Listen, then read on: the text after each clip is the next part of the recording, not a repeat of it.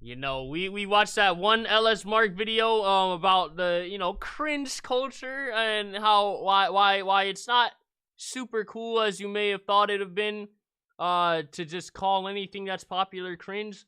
Now the boy LSMark is talking about nostalgia-induced loneliness. I wonder what he means by that, like how nostalgia might cause you to feel lonely and whatnot. I'm more than interested. I'm all ears. Let's hear this. Let's hear the boy out. Let me set a scene for you. It's a dark, silent night as you're sitting in your room with Yeah. the light switched off. Light only emitting from a CRT television screen, Ooh. drawing you in. Ooh. On the TV is a video And he got that dire ducks playing on the TV. That's game you used to play as a kid. that hits different. Nothing I know that hits different for all them 90 kids out or there. no one is around to take your attention away. Just you and your game. There's something kind of creepy about this, right? Can't be the only one. Like, I don't know, there's just something about it that evokes this feeling of loneliness. This almost desolate yet nostalgic vibe that takes you back to a time long forgotten. Ooh. What's up with this feeling? Why can remembering something from your past Yo, I'm not gonna lie. One thing that has really like triggered a lot of nostalgia for me lately are those certain TikToks. Some now you won't let go, but y'all know what I'm talking about. Dumb nostalgia TikToks. Yo, those really have made me. Those are like the main things in the past. Like ever since like the COVID hit. It's been those TikToks that made me just reflect on, like, I don't know, the past and stuff. make you uncomfortable, even if there's nothing necessarily off-putting about it? And why can that feeling be given off from media so much? Ooh. Well, I want to discuss this topic for a while. Why does Especially, like, music. Music probably hits the most. certain media evoke a feeling of loneliness, whether it be from photographs, video games, music, television, movies, whatever. Also, just for the record, I'm not an expert on any of these subjects. I just thought it'd be a neat thing to talk about. I'm no wordsmith, nor do I claim to be. See, sometimes I'll look at something, anything really, and become overwhelmed with an unsettling emotion, or Ooh. get goosebumps over it. It can be something as simple as the Disney advertisement. Oh my gosh. Coming soon to theaters. Oh my gosh. Yeah, this was, yeah. It's present on a childhood DVD. Example, remember the Disney Vault? See, before the age of streaming whatever movie you want whenever you want, you actually had to go out and buy a VHS or DVD if you wished to watch it again. True. And Disney played into this heavily, by only releasing their movies on these platforms for a very limited time, to try and play into FOMO. Yeah. That's fear of missing out for the uneducated. They would say that you better be sure to get it in the Looking into the past, seeing how far you come can either motivate you or make you really sad. So I think about the better times back then. Yeah. It sometimes does both. It has both effects for me sometimes. It's like, oh man, it makes you think of how much more simple times were, but then it makes you think of the progress you made. And sometimes I think back to simpler times, but then I also remember like, whoa. Don't forget these times weren't all sunshine and rainbows. Like your mind's kind of tricking you into thinking they were, like, as much. Remember, like, I don't know how far you come and stuff, you know, like you weren't as perfectly happy as like your mind's almost trying to tell you were, just because times were simple. Just because times are simple doesn't always mean that they were the happiest, you know. I don't know. time frame before it gets locked into the Disney Vault. Who knows when it'll be seen again? That scared me. I guess it was the idea of there being this actual physical vault filled with old movies that I could just... Oh, yes. Early FNAF. Specifically 1 to 3. I was watching Markiplier's playthroughs and then all the game theories. Bro, after 3, once MatPat got into the dream timeline and then the real time, once he did the branching timelines, I was like, nope, I'ma head out. I was cool when he was talking about just the Fredbears to the Bite of 87 to like the 3 different locations. I think it was 3 or maybe 4 locations talking about that sequence of events. But then when you had to split the timeline, now we got a Zelda time. I said, no, I'm good. I'm all right, dude. I'm all right. You know, never see or know about. There's something creepy about lost media in a way. Like you're learning about something that wasn't meant for the public eye. I recall years back feeling pretty unnerved when I'd watch videos about the Lost Day with SpongeBob movie at night. What is that? Oh my gosh. Yeah, I would just watch the most random videos back in the day. Sometimes I'm like, I kind of wish I could go back to those times. At the same time, I'm good with the progress I made. I wouldn't want to redo everything. That's what I'm saying. I question sometimes if I were to go back, like, could I have repeated like the same progress I have made? I'm like, yeah, I think I'm good where I'm at. It's just, it's good to have those times in the back of my mind, but there ain't nothing I want to change about the past. You feel me? Yeah.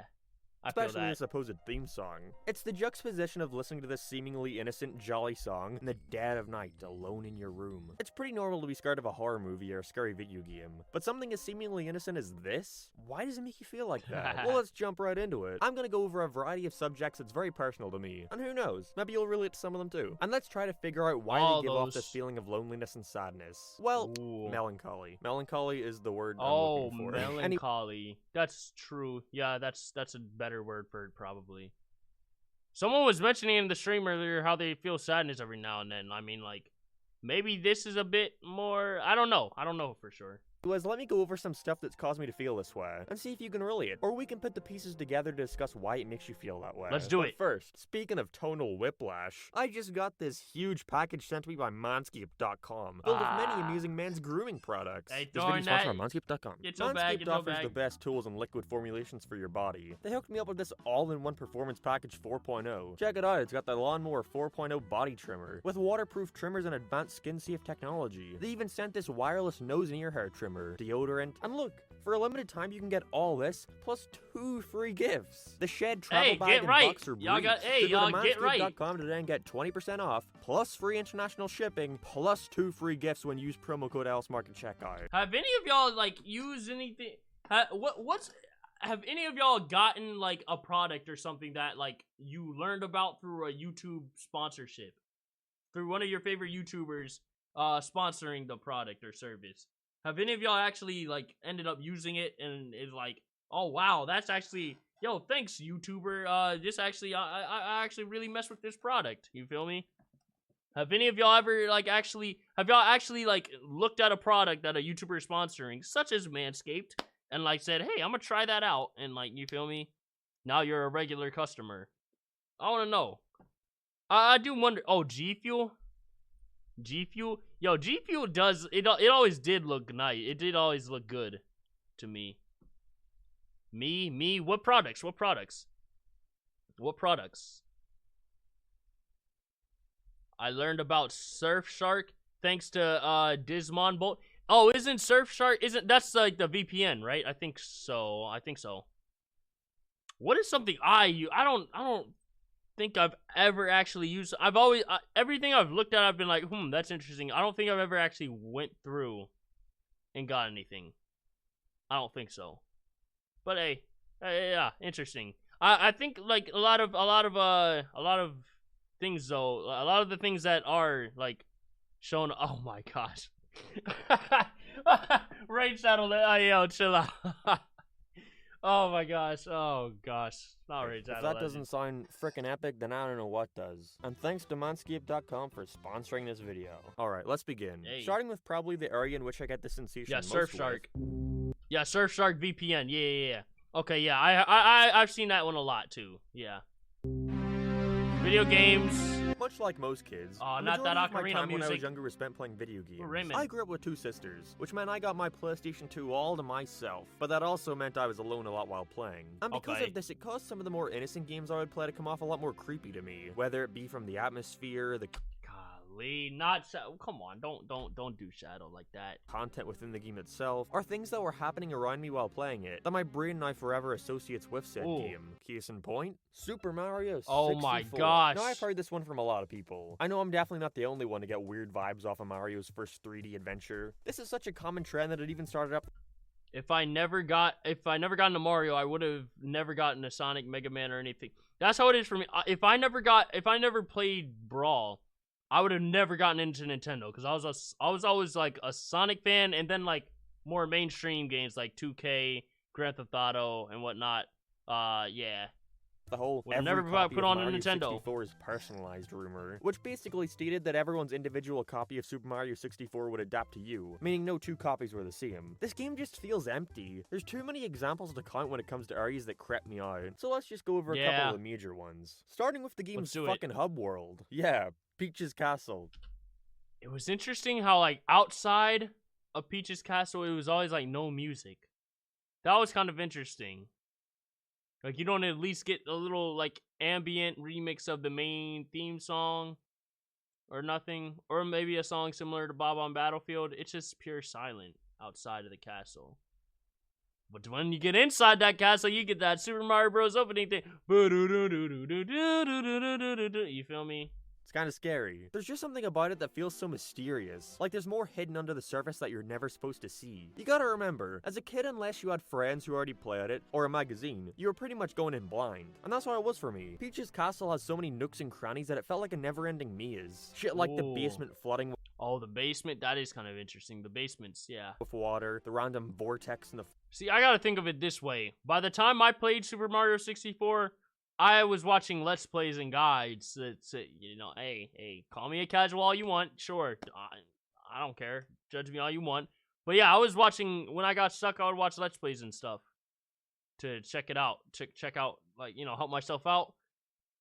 Their case, like, they didn't have the internet, like, or, like, readily available Let's Plays and whatnot, or walkthroughs back in the day. They went in this alone. That could be a little, I don't know, scary. Not scary, but, you know, it's a lot more unknown. I guess. That makes sense. floor, the boo that if you ground pound on it will send you to this giant haunted mansion. It felt like everything here was set up to make you get lost. The inside is bigger than the outside can fit. Yeah, that's how it, I noticed that in a lot of cartoons though. Yeah. Same with me and Final Fantasy VII. Yes, Final Fantasy VII, which I haven't even completed yet. I'm talking the OG, not the remake, so yeah. What doesn't help this feeling of claustrophobia are the hills, blocking you from it. Oh, this is big facts, yo. Bro, I kind of wish I went back in time where there was no YouTube to watch these, and see the game. I just got into the game. But, yo, that's how I feel about games like Super Metroid. Obviously, I was a kid, so yes, I was going to... by the time I played Super Metroid, it was on Nintendo Wii, Virtual Console. Of course I'm a kid. Of course I'm gonna, you know, look up a walkthrough if I'm stuck. But I wish I was able to just challenge myself and, like, not have any resources available to me. Bro, I remember I was looking up Google images of the planet Zebes map and whatnot, using that as a guide, looking where certain items were on the map and so. Looking back, it just felt so much less rewarding instead of doing it all completely blind. I don't know. So yeah, I got a lot of respect for all the older gamers that had no type of help from the internet and completed some of these games. So yeah, shout out to y'all. Escaping. You feel like this area exists within such a small vacuum. You truly feel alone. And ends up making the atmospheric birds chirping in the background give off a much more empty feeling. Beyond that, however, we have the actual stages themselves. And two of them always stuck with me as a kid. Dire Dire Docks and Wet Dry World. Why Dire Dire Docks? The music. That's all. The music. Literally just the music. And that eel. Many people love this song, but I still to this day cannot stand listening to it. There's just something so deceptively calming about it, where I never feel truly safe. And Wet Dry World because I don't even get what the stage is even trying to be. Being on one of the earliest consoles capable of having fully 3D models and such, it causes the game to look quite that Super Mario Bros. Z Episode 7 music right here. Primitive in certain areas. And I think all the limitations from the time combined to make this level feel pretty unnerving. I've been playing Metroid Dread blind. It feels so good when you can find something on your own and haven't watched. Yeah, I'm definitely 100% when I still play. Because now I lost my Switch, so I don't get to play. I pre-ordered it too, so you know, I literally pre-ordered it. But now I lost my Switch. But yeah, I'm playing Metroid Dread blind. I might not even play it on stream with y'all, because then I'll get in the habit of asking y'all what to do. I don't want to do that, you know. I'm a kid, said the man on my screen. JK, much love, brother. First time on the channel. Look forward to watching you grow. Hey, yo, highly combustible reacts. Yo, appreciate it. Appreciate it. Thank you so much for tuning in and leaving a comment. Yeah, man. Nerving. First Dire of all, we're Ducks, confined to it's this very different. small area of land, with the skybox being of this random real-life city with a water filter over it. Yeah. Makes you feel like you're all on your own, segmented from civilization, floating on a platform in midair. Even then, the city being submerged underwater implies that it's been destroyed, no longer inhabited by anyone, which is further shown through the empty houses you can find underwater. Nobody could live here. You feel truly alone, like you're traversing a place that has been lost to time. I get a similar feeling while playing Gary's Mod single player, which mostly just has you walking around Source Engine maps. You're seeing something Appreciate the super familiar, chat. except it's completely barren and empty. Gives it this almost post-apocalyptic feel, Oh, like gosh. you're the only one left alive enough to spend the rest of eternity by yourself, just you and your thoughts. Your thoughts aren't always your friend. Yeah, that's true. The internet really ruined that sense of loneliness in a lot of single player games, I gotta say. Yeah, I'm playing Metroid Dread blind, and that's on everything. It gets so quiet that you almost expect something to jump out at you like a monster or something, but it never comes. So you simply remain on edge waiting for something that doesn't exist. There's a game out there that gives me this feeling like no other though, and I don't think a single person out there will be able to understand Metroid other than Prime? me, because it is such a specific scenario. But I feel like I should mention it anyway, so I could have some form of closure on the subject. I don't know.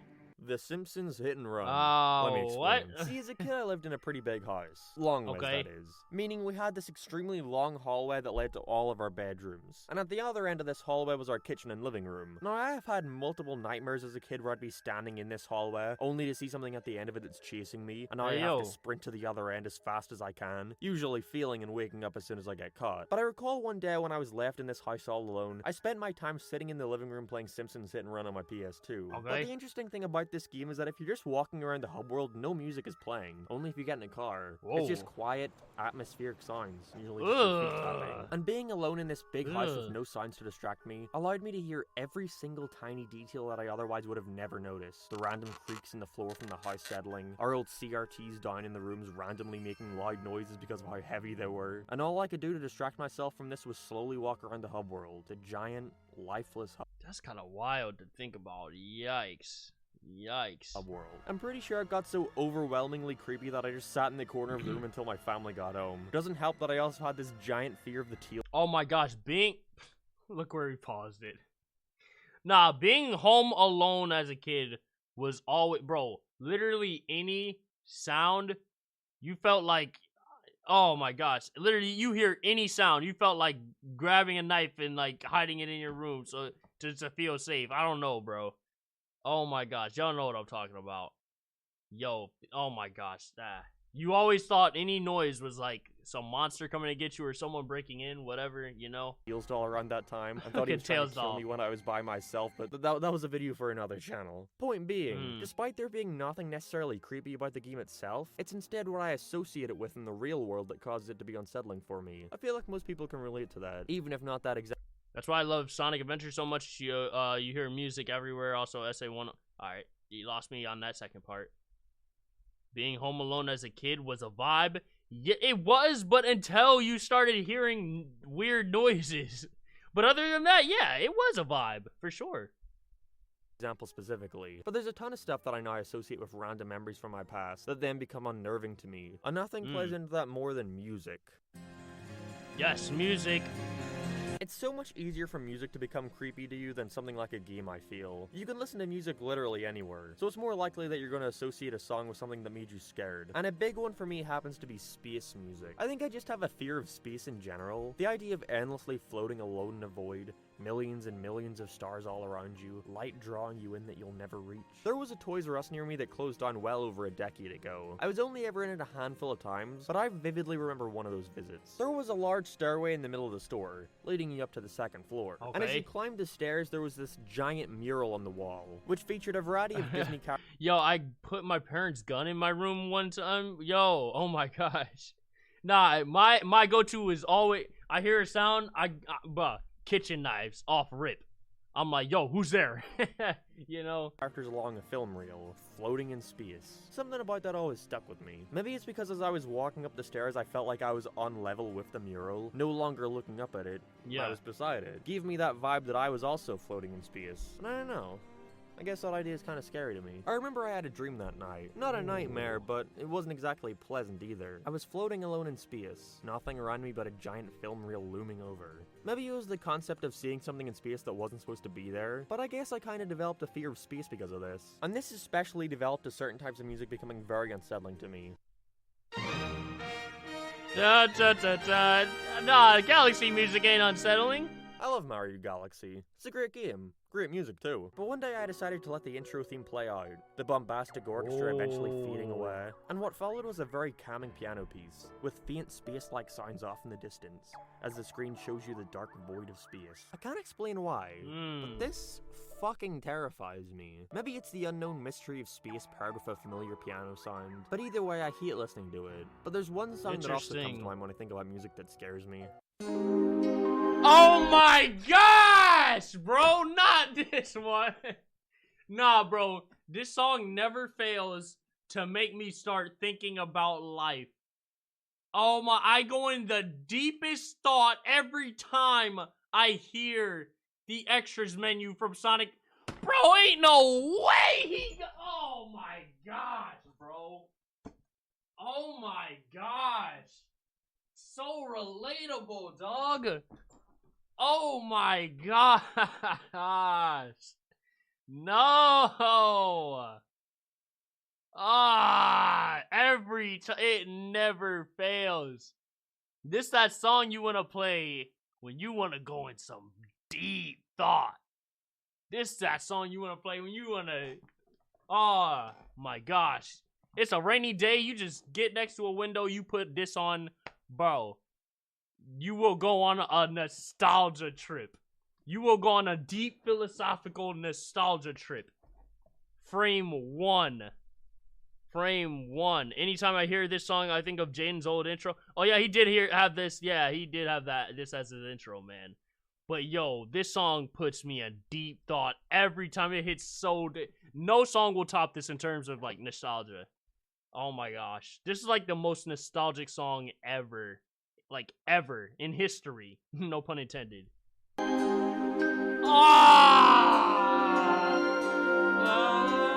What is it about you? The Sonic Mega Collection. Oh my Menu, gosh! A song that many people adore, calling it one of the best songs in the series. It is. Since I was a little kid, that scared the hell out of me. But why? I'll never know. Yo, flipping through those pages of the comics, on the extras menu while hearing this song. Yo, that made me, oh my gosh, that got me every time. Ever since I was a little kid, that scared the hell out of me. But why? I'll never know. Plain and simple. And I think at this point I've come to terms with the fact that I'll never know why this song makes me feel the way it does. And instead I've learned to appreciate it. You know, it's kind of cool in a way. That there's something out there that can make me feel such an emotion. Something that can make me feel truly, truly alone. Music is a powerful thing. Can make you question your very existence, even if unintentionally. And I think that's pretty darn cool. Still creepy though. It's so creepy, yeah. That song is so powerful. It's just, there's no song like it. There just isn't. The only thing I think can be creepier than music is TV. Everybody can relate to watching TV. Okay, well, maybe not anymore, but as a kid, definitely. I would watch TV from the second I got home from school until I was going to... Oh, nah, this is big facts. And it's not even the shows that you watched. It's always the shows that, like, you would just, like, not watch, but, like, say you would watch, you would see your parents watching it, or a family member, or no, biggest of all, you wake up in the middle of the night, and those were always the shows I remember the most. Not the ones that I watched on a regular basis, but the ones that I would wake up in the middle of the night to. You see what I'm saying? I go to sleep watching Billy. I fall asleep to Billy and Mandy. Then I wake up like 5 in the morning and it's Inuyasha. You feel what I'm saying? I would remember Inuyasha was more, it was always those moments that I remembered more. For whatever reason. Just because I randomly woke up and that's what's on the TV. Oh my gosh. Bad. And when you're watching so much content, obviously not all of it is going to be routine, being lodged away, deep in your memory, where it'll possibly never resurface. Yo, nah, for real. 1 in the morning, Tom and Jerry, Samurai Jack, Dexter's Teen Titans, exactly. Exactly. Scary to think about how much stuff that has happened to you that you will never ever remember, no matter how hard you try. You just gotta wait for the day when someone says, hey, remember Button Moon? And suddenly it all comes back. Oh, television shows is another thing that can make me feel very easily uncomfortable. Yeah. Heck, clearly a lot of other people too. This can be seen with the resurgence of every single person ever adding a phony VHS filter to their stuff to make it appear more creepy. Hey guys, wanna see something cool? Boo! I would stay up to all hours of the night watching TV. And because of that, I was exposed to a lot of stuff from before my time. Networks would play old 70s and 80s shows later in the night. But because they were only ever shown at night, it means that I can only ever associate them with the memory of sitting alone in a pitch black dark room in my pajamas with the bright light emitting from the TV. Also, to make it worse, there's just something inherently creepy about old British cartoons, Ooh. especially the theme song. This was the theme song to Button Moon, as I mentioned previously. Let's hear it.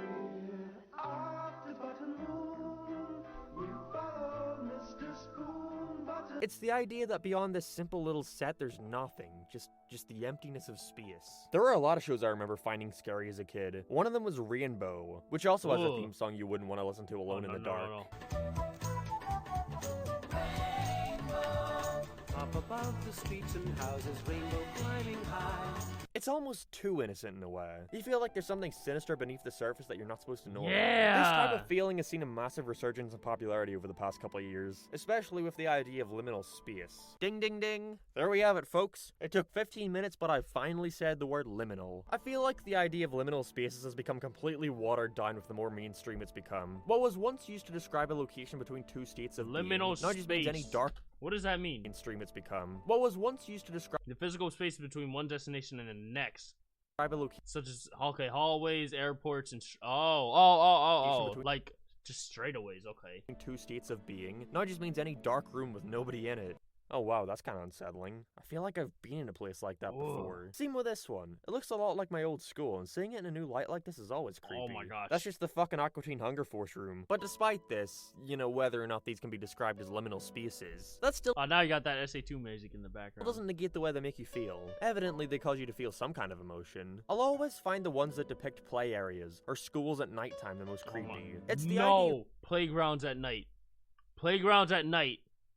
That's such a weird image, cause it's like you look at it and then you think about how, like, maybe say for example, it's like just hours ago it was full of activity, kids playing on it and whatnot, and then it's just like silent and like abandoned. It's like that always was unsettling to me. Watching like maybe I'm driving with like my family or something, I just see a playground at night, just no one there. I don't know, that was always unsettling for me. I'll always find the ones that depict play areas or schools at nighttime the most creepy. It's the idea of seeing something in a state of which it was never supposed to be witnessed, alone and empty. Yes, this is also because of nostalgia. You almost insert yourself into these images. You can swear you've been in a place exactly like this before, but can't pinpoint where it was or when it happened. You try to dig through your memories to no avail. I had some friends come and visit me a couple months back, and in the middle of the night we all decided to go out back and walk around the outskirts of my house. Living in Ireland, the outskirts of my house is a bunch of fields. But as we were walking down the pathway, we would pass old abandoned rundown farms and houses from hundreds and hundreds of years ago, the mist barely covering it, slight rustles in the bushes from nearby badgers and foxes. It was incredibly atmospheric. But as I was turning to go back, I realized one of my friends had gone missing. Oh no, I thought. And as I started turning back to look for them, this euphoric feeling slowly left me, and instead turned into this unsettling fear of the unknown around me. Were those badgers and foxes? What if someone else is around? It's so quiet. Are they able to hear every step I take? What about my breathing? What if they took my friend? As I was thinking this, my mind racing with 1,000 thoughts at once, I approached a shadowy figure. It was my friend. They were standing on a gate. Oh my gosh, yes. Playgrounds at night, I often walk by those when coming home from work. It's especially trippy when there's mist. Yo, the mist hits different. That is scary. That's scary stuff. Completely silent. I couldn't understand why, so I approached them, and that's when I saw it. Nothing. Over the gate was an empty field. You could barely even see the grass because of the mist. Oh my gosh. It felt like I was staring into an abyss. Like I had reached the end of the world and nothing stood in front of me. So we all just stood there for a while in silence. It's a memory I'll always appreciate. The darkness should have been scary. It should have been ambient and unnerving. My mind should have been racing, worrying about the unknown, at what could be out there in front of me. But instead I felt this weird sense of acceptance, that everything was gonna be okay, and nothing could take me away from the odd sense of peace I had at that very moment. These other things I talked about today caused me to feel the exact opposite emotion. It's a feeling of pure dread and sadness. Ooh. But why does thinking about nostalgic things from your past cause you to feel this way though? I guess I'll never know. Maybe because it causes you to think about life in general. You think about how much things may have changed since that point. Yep. You think about the people Exactly. you may have had that are no longer around. Exactly. The places you could visit that no longer exist. Makes you wonder if 10 years from now you'll get the same feeling looking back on right now. Maybe it makes you think about Ooh, y'all, 10 years from now, do y'all, will we be thinking about, 10 years from now, will y'all be thinking about these times? Like, for example, we're on stream right now. Is that what we're going to be thinking about? Y'all gonna be thinking about, dang, Nard, don't, I mean, hopefully I'm still streaming 10 years from now, but I don't know. Who knows, though? But, like, y'all gonna think back, oh, dang, I miss when we used to watch streams with Nard, and he's reacting to stuff. He'd say he's reacting to stuff, but he just talks to us for an hour straight, and then we watch videos about nostalgia or other stuff. Dang, bro. I don't know. I can imagine looking back on these times, because these times feel like, I don't know. Yes, the Frontier. Oh my gosh, the Frontier hype train. Because this is the year of Frontiers. I didn't think I would be, I never thought I would see, like, the time Forces came out. I don't think I ever saw 2017. When I was in 2017, I didn't see it as a time I would look back on, but, like, 2017 is, like, one of the most nostalgic years for me. 2017 and then, like, the first half of 2018, 2017, 2018 are pretty nostalgic for me. Like, very nostalgic. That's interesting. how hard life is. Maybe you yearn for the past because of this. You wish for a simpler point where you could just sit and waste your time when you had no responsibilities. Takes you back to a time when you can just sit and watch TV all day and not care. Or a point where you would get scared at the prospects of being left alone in your house. Or maybe it just gets you reflecting on the way. It's not nostalgic until it's 4 to 5 plus years ago. Well, yeah, 2017 is 4. But 2018 is officially 4 years old. So, I mean, hey. I don't know. No, I was always nostalgic about, I don't know. I think it can be anywhere. No, I don't know, to be honest. Because even like early 2020 is like a little bit nostalgic for me. Just a little bit. Maybe nostalgic's not the right word since it was literally less than 2 years ago. But I don't know. Things are now. I don't know. Maybe you don't like it. Maybe you wish life would stop moving so fast and you could just enjoy. I would because nowadays I don't be doing much that memorable except getting on VC with the boys. Even though I don't get on much, I really do love hanging out with you and streaming and playing with it. Yeah. Oh yeah. These are good times. Like 2021, I think that's a year I might see myself looking back on a few years from now. I don't know. Enjoy things for the way they were. You know what? I like this feeling. Reminds you that you're human in a way. That these very few memories that you hold near and dear to you can invoke such an emotion, even if it be dread or sadness or even loneliness. This is the feeling I got when I had to sit through every single episode of Family Guy. Oh my gosh. Nah, that was a really good video. That was really not specifically 4 or 5 years, but I was saying moments aren't nostalgic until you realize those. Oh yeah, until they're old. I think either old or like gone. They either have to be old or gone. You can't get those moments back, or you can't relive them. I don't know, but hey, this was a really good. LSMark putting us in that deep thought. I like it. Shout out LSMark with another really good video. Yeah.